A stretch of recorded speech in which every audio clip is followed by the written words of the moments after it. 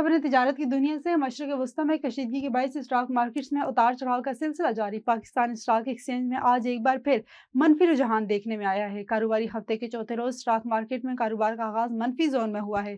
Trading کے دوران Pakistan stock exchange میں 100 انڈیکس 2000 سے زائد پوائنٹس کی کمی کے ساتھ 1,53,503 پوائنٹس کی سطح پر آ گیا ہے۔ واضح رہے کہ گزشتہ کاروباری دن کے اختتام پر 100 انڈیکس 1318 پوائنٹس کی کمی سے 1,55,858 پوائنٹس کی نفسیاتی حد پر بند ہوا تھا۔ کابینہ کمیٹی برائے نجکاری نے ایف ایف سی کو کنسورشیم میں شامل کرنے کی منظوری دے دی۔ نائب وزیر اعظم اور وزیر خارجہ اسحاق ڈار کی زیر صدارت کابینہ کمیٹی برائے نجکاری کا اجلاس ہوا۔ اجلاس میں فوجی فرٹائز کمپنی لمیٹڈ کنسورشیم میں شامل کرنے کی منظوری دے دی گئی ہے۔ ایف ایف سی نے پی آئی اے ایکٹیویٹ لمیٹڈ کے 33.99% حصص خریدے ہیں۔